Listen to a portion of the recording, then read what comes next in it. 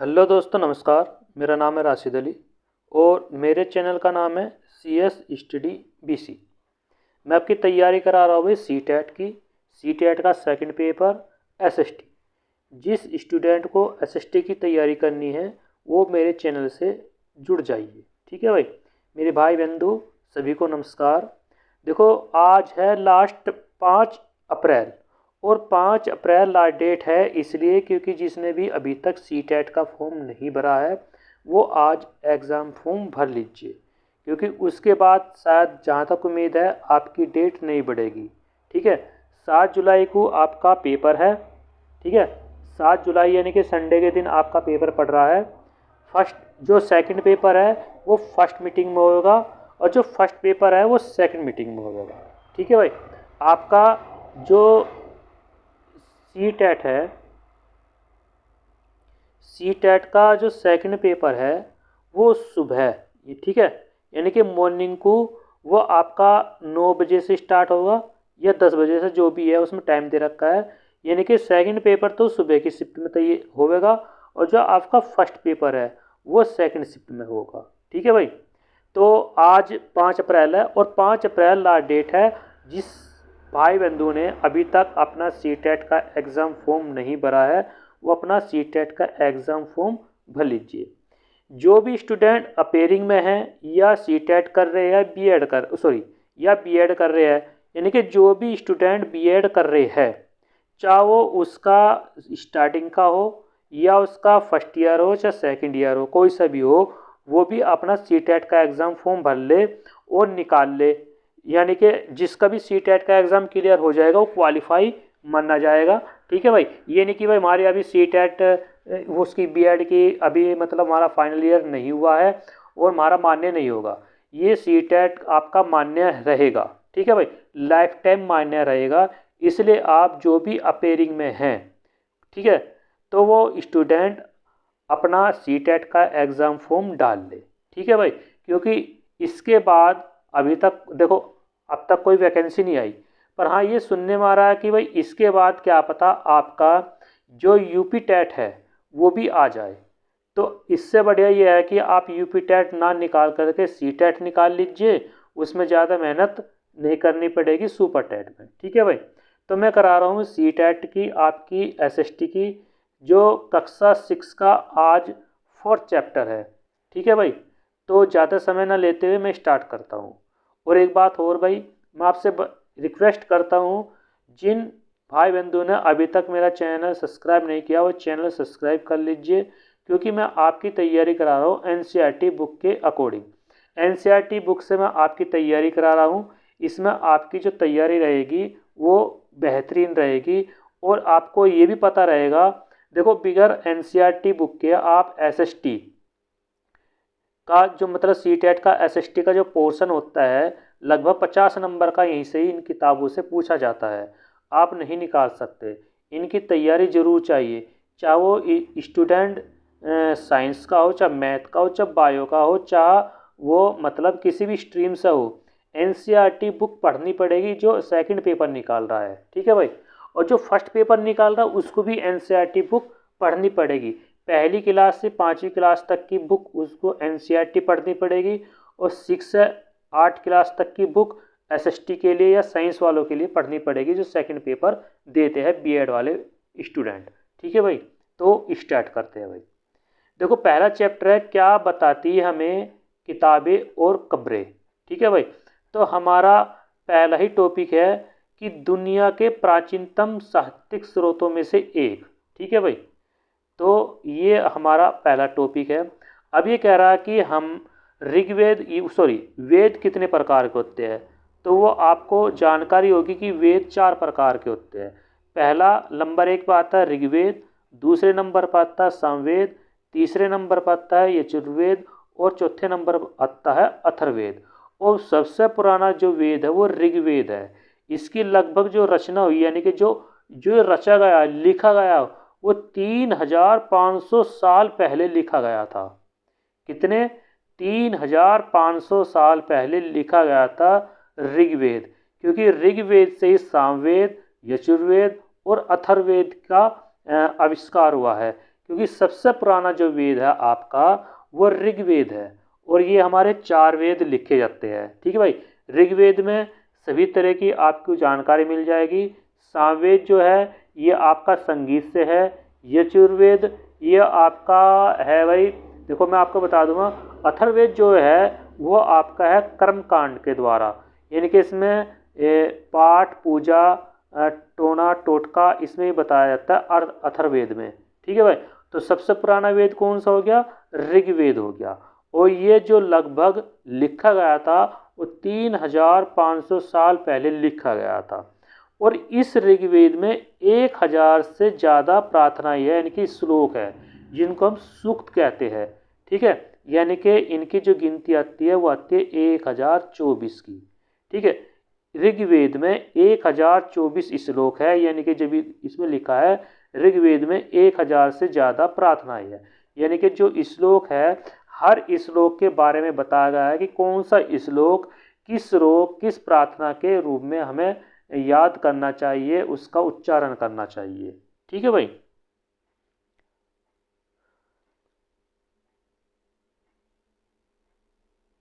दूसरी बात भाई, तो ये तो बात होगी कि ऋग्वेद में 1024 यानी कि 1000 से ज़्यादा प्रार्थना, यानी कि आप जब पढ़ते हो इसको 1024 श्लोक है इसमें हमारे पास। ठीक है, अच्छी तरह से बोला गया, ये विभिन्न देवी देवताओं को स्तुति रचे गए हैं। इनमें 3 देवता महत्वपूर्ण है। कौन कौन से है? एग्जाम में सीटेट के एग्जाम में पूछा गया है। ये भी पूछा गया है कि कितने वेद है, वो 4 वेद है। सबसे पुराना वेद कौन सा है? ऋग्वेद है, ये भी पूछा जा चुका है सीटेट के एग्जाम में। और बड़े बड़े एग्जाम में डीएसएसबी यूपी टेट, कोई सा भी टेट ले लो, कोई सा भी एग्जाम ले लो, यहाँ से क्वेश्चन पूछा जाता है। और ये भी पूछा जा चुका कि ऋग्वेद में वे 3 देवता कौन कौन से हैं? अग्नि, इंद्र और सोम। ठीक है भाई, अग्नि आग के देवता है, इंद्र युद्ध के देवता है, और जो सोम है वो एक पौधा है जिसमें खास पेय बनाया जाता है। तो 3 तरह के देवताओं को महत्वपूर्ण स्थान दिया गया है ऋग्वेद में। ठीक है भाई, तो वैदिक प्रार्थनाओं की रचना किन्होंने की है भाई? ऋषियों ने की है। आचार्य विद्यार्थियों को इन्हें अक्षरों, शब्दों, वाक्यों को बांटकर स्वस्वर पाठ द्वारा कंठस्थ कराते थे। अधिकांश सूक्त यानी कि जो श्लोक के रचयिता है सीखने और सिखाने वाले पुरुष थे। ठीक है भाई, क्योंकि पहला पुरुष ही प्रधान था, क्योंकि स्त्रियों को तो अब आकर के इन्होंने मतलब छूट दी है, नहीं तो पहले स्त्रियाँ बिल्कुल अनपढ़ रहा करती थी। ऋग्वेद की जो भाषा है वो प्राकृतिक सांस्कृतिक है। ठीक है भाई, वैदिक संस्कृत कहलाती है। तो जो ऋग्वेद की भाषा है वो संस्कृत है, यानी कि प्राकृतिक भाषा में लिखा गया है ऋग्वेद। तो ये आपका यहाँ से टॉपिक बनता है, एग्जामिनर यहाँ से आपका एक क्वेश्चन जरूर बना देता है, और यहाँ से क्वेश्चन आ भी चुके हैं। अब एग्जामिनर का कुछ भी कह नहीं सकते कि वो उस क्वेश्चन को रिपीट करता है या नहीं करता है, क्योंकि जो आपका अगस्त 2023 में एग्ज़ाम हुआ था सीटेट का, और 21 जनवरी 2024 को जो सीटेट का एग्ज़ाम हुआ था, वहाँ से कई क्वेश्चन पिछले जो ईयर के है पुराने, यानी कि 14-15 साल जो 2015-2014 में क्वेश्चन आए हैं उनको रिपीट किया है एग्जामिनर। तो हो सकता है यहाँ से भी आपका रिपीट हो जाए। ठीक है भाई,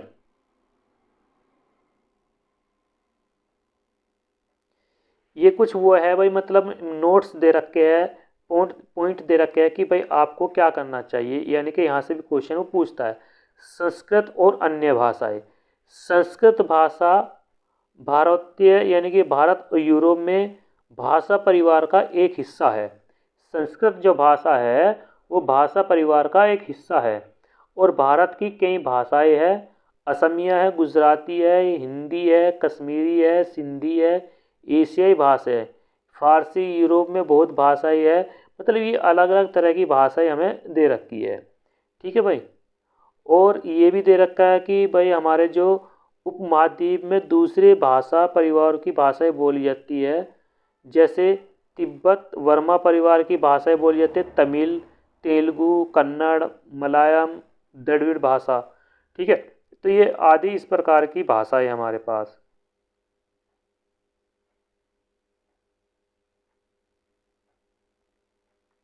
इतिहासकार ऋग्वेद का अध्ययन कैसे करते थे? जो हमारे इतिहासकार है वो ऋग्वेद का अध्ययन कैसे करते थे? इतिहासकार पुरातत्ववेत्ताओं की तरह अतीत की जानकारी इकट्ठी करते थे, लेकिन भौतिक अवशेषों के अलावा लिखित स्रोतों का भी उपयोग करते थे।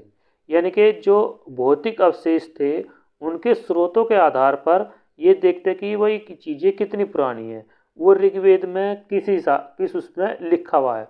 ऋग्वेद में कुछ सूक्त वार्तालाप के रूप में विश्वामित्र नामक ऋषि और देवियों के रूप में पूजित दो नदियों व्यास और सतलुज के बीच यह एक संवाद ऐसी सूक्त का अंश है। कौन सा अंश है भाई? ये अब देखो इसमें क्या बोल रहा कि दो नदियों का उल्लेख किया गया है ऋग्वेद में। गंगा को कितनी बार, यानी कि ऋग्वेद के अंदर, पूरे ऋग्वेद के अंदर गंगा का कितनी बार उल्लेख किया गया है? एग्जामिनर में पूछा गया है, सीटेट के भी और बहुत बड़े एग्जाम में भी पूछा गया है। तो जो गंगा का जो उल्लेख है ऋग्वेद में सिर्फ एक बार उल्लेख हुआ है। ठीक है, ये बात ध्यान रखना, गंगा का जो उल्लेख है वो सिर्फ एक बार किया गया है ऋग्वेद में। और यहाँ से जो विश्वामित्र ऋषि मुनि हुए थे हमारे विश्वामित्र, यहाँ से दो नदियों यानी कि व्यास और सतलुज के बीच श्लोक दिए गए हैं इसमें। यानी कि इसमें दो नदियों का उल्लेख भी है, व्यास और सतलुज का। और गंगा का पूछे तो सिर्फ एक बार उल्लेख हुआ है ऋग्वेद के अंदर। ये भाई हमारे पास ऋग्वेद की पांडुलिपि है जो एक भुर्ज वृक्ष की छाल पर लिखी गई है। और ये लगभग अब से 150 साल पहले ऋग्वेद की सबसे पहली बार छपने का, यानी कि जो सबसे पहली छपाई हुई थी बुर्ज के छेल लिखी गई थी ऋषि विद्वानों के द्वारा। इसकी जो पांडुलिपि है वो कहाँ मिली है? वो रखी गई है भाई हमारे पास महाराष्ट्र के अंदर। ठीक है भाई, पुणे के महाराष्ट्र के पुस्तकालय में सुरक्षित रखी गई है। जो क्योंकि जो पहले लिखे जावे थे वो बुर्ज का एक पेड़ होता है जो कश्मीर और हिमालय के क्षेत्र में मिलता है। ठीक है भाई, उसकी छाल पर लिखे जावे थे। ठीक है, तो आज इसकी एक प्रतिलिपि मिली है अब से 150 साल पहले। तो ये ऋग्वेद की है और इसको कहाँ रखा गया है? क्योंकि इसी के आधार पर अंग्रेजी का भी अनुवाद किया गया है। यानी कि जो ऋग्वेद पहले संस्कृत भाषा में थी, यानी कि प्राकृतिक भाषा में थी। ठीक है, फिर उसको संस्कृत भाषा में, फिर देवनागरी लिपि में कन्वर्ट किया गया, फिर अंग्रेजी में भी इसका अनुवाद किया गया, फिर अरबी, फारसी, यानी कि हर तरह की भाषाओं में ऋग्वेद को मतलब लिखा गया है। ठीक है भाई, इस बात का भी आप ध्यान रखना।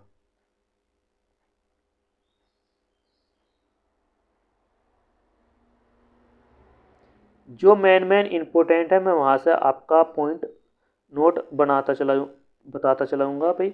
और दूसरी बात यह है कि आप अपना नोट्स भी बनाते चले जाइए। ठीक है, अपनी कॉपी पेंसिल लेकर के बैठिए और इन जो मैं बता रहा हूँ उनको नोट आउट करते रहिए। वीडियो को रोक करके उसको अपने नोट्स बना लीजिए मेन इम्पोर्टेंट, क्योंकि एनसीईआरटी बुक आपको जल्दी से नहीं मिलती कहीं भी बाज़ार के अंदर, क्योंकि हमें सोर्सेस इकट्ठे करने में काफ़ी कठिनाई का सामना करना पड़ता है। अब बात करते हैं मवेशी, घोड़े और रथ। ठीक है भाई, ऋग्वेद में मवेशियों, बच्चों, खासकर पुत्रों और घोड़ों की प्राप्ति के लिए अनेक प्रार्थनाएं की गई है। यानी कि अनेक प्रार्थनाओं के बारे में इसके बारे में जिक्र है। यानी कि जो मवेशी है थे बच्चों और पुत्रों की प्राप्ति के लिए अनेक प्रार्थनाएं करते थे, ऋग्वेद के अंदर इसका उल्लेख है। घोड़ों की लड़ाई में रथ खींचने के काम में लाया जाता था। यानी कि घोड़ों को कहाँ प्रयोग किया करता था? लड़ाई और रथ के लिए।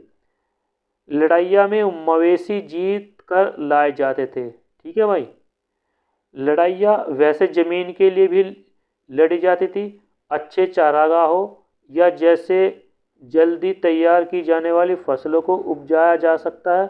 कुछ लड़ाइयाँ पानी स्रोतों के लिए, मतलब अनेक प्रकार के लिए भी लड़ाई की जाती थी, जिनका हम अधिक उपयोग करते थे। लोगों की विशेषताओं के बताने वाले शब्द। लोगों का वर्गीकरण, ठीक है भाई, लोगों का वर्गीकरण भाषा, परिवार, समुदाय, निवास स्थान, सांस्कृतिक परंपरा के आधार पर किया जाता है। ऋग्वेद में लोगों की विशेषता बताने वाले कुछ शब्द।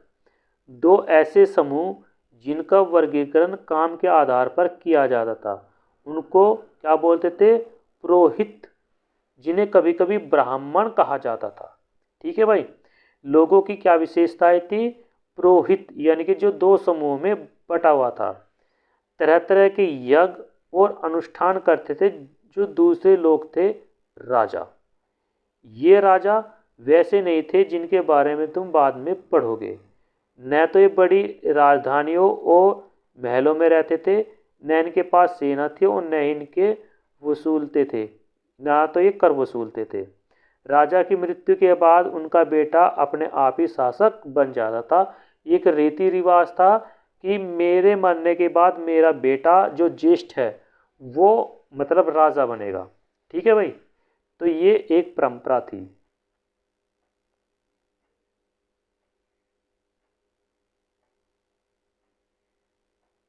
अब बात करते हैं भाई यहाँ से कि भाई अध्याय 5 में हमने कुछ पढ़ा होगा। ऋग्वेद में विष और जनों के नाम मिलते हैं, इसलिए हमें पुरुजन या विष भरतजन, विष युद्धजन जैसे कई उल्लेख में मिलते हैं भाई ऋग्वेद के अंदर।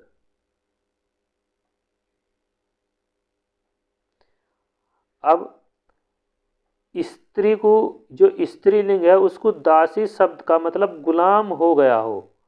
दास वे स्त्री और पुरुष होते थे जिन्हें युद्ध में बंदी बनाया गया था। यानी कि भाई दासी उनको बोलते थे जो युद्ध में जीत कर लाए गए थे या उनको बंदी बना लिया जाता था।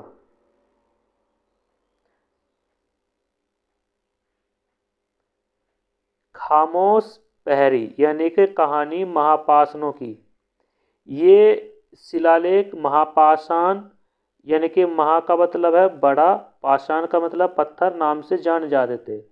ये पत्थर दफन करने की जगह पर लोगों को बड़े करीने लगाए गए थे। महापाषाण कब्रें बनाने की प्रथा लगभग 3000 वर्ष पहले प्रथा दक्षिण भारत, उत्तरी पूर्व भारत, कश्मीर में प्रचलित थी भाई। ये एक कब्र का चित्र दे रखा है भाई इसमें। किस तरह मतलब ये इसको कई बार पुरातत्व में गोलाकार सजाए हुए पत्थर मिलते थे, कई बार अकेला खड़ा हुआ पत्थर मिलता था। ये एकमात्र प्रमाण था। महापाषाणों के निर्माण के लिए अनेकों लोगों की तरह मतलब कार्यों की सूची, क्रमबद्ध, गड्ढे खोदना, शिलालेखों ढूंढकर पत्थरों को तराशना आदि। ठीक है भाई। ये इस तरह के भाई इसमें यहाँ से हमें चित्र मिले थे भाई। ये इनके अवशेष है किस तरह के मतलब चीज़ों को यूज़ करते थे।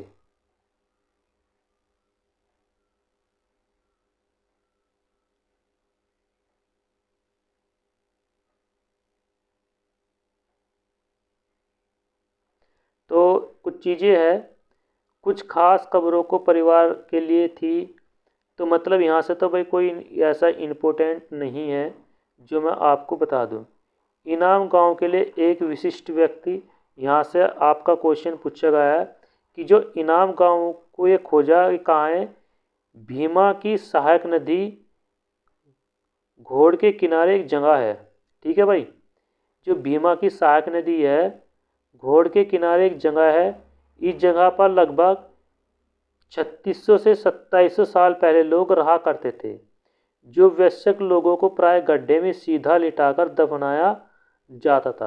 वयस्क यानी कि जो जवान लड़के लड़कियां थी उनको गड्ढे पर लिटाया जाता। उनका सिर उत्तर की ओर होता था। कई बार इन्हें घर के अंदर भी दफनाया जाता है।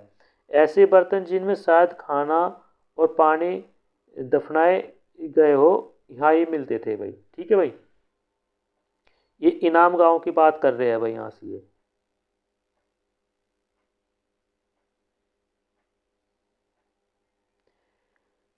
इनाम गांव है, यहाँ से इसमें छोटे आकार के एक बच्चे का कंकाल आसानी से पहचाना जा सकता है, लेकिन एक बच्चे और बच्ची के कंकाल की कई बड़े फर्क नहीं होता।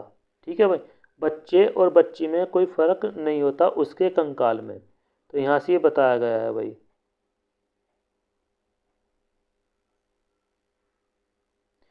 अब देखो, अब से लगभग 2000 साल पहले एक चरक नाम के प्रसिद्ध वैद्य थे, जिन्होंने चिकित्सा शास्त्र का एक चरक संहिता किताब लिखी। यानी कि आपसे पूछा जाएगा चरक संहिता किसने लिखी, तो वह है चरक ने।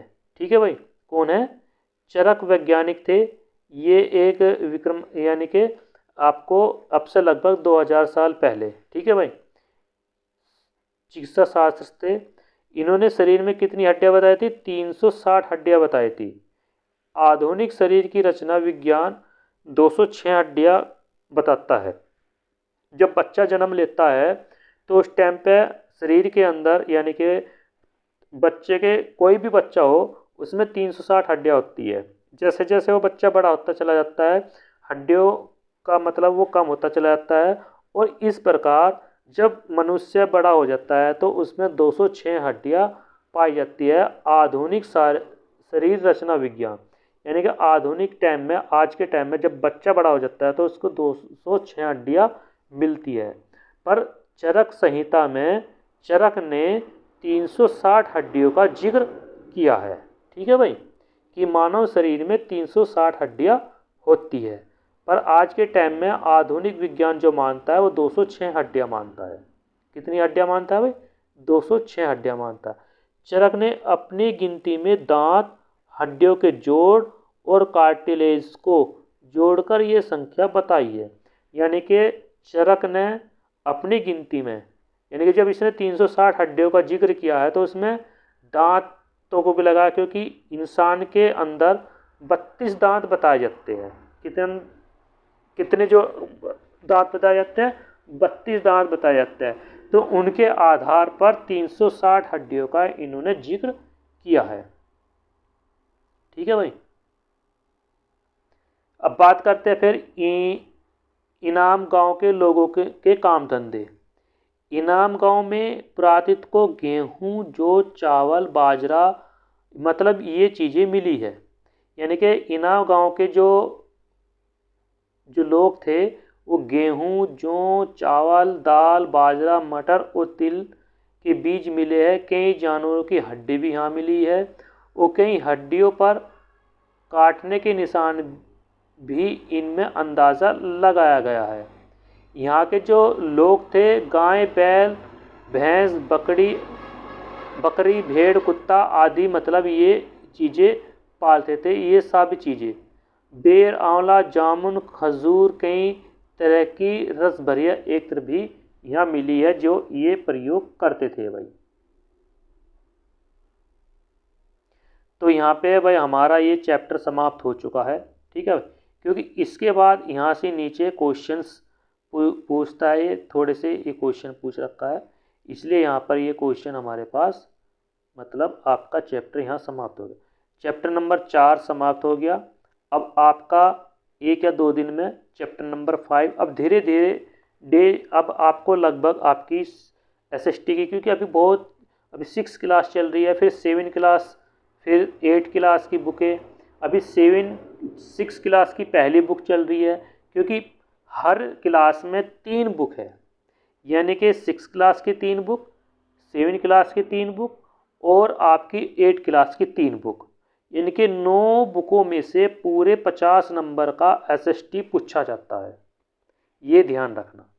और नहीं यकीन आता तो आप 2023 अगस्त और 2024 21 जनवरी का जो पेपर आता है, इन 2 पेपर का एनालाइज कर लीजिए, आपको सारी जानकारी मिल जाएगी।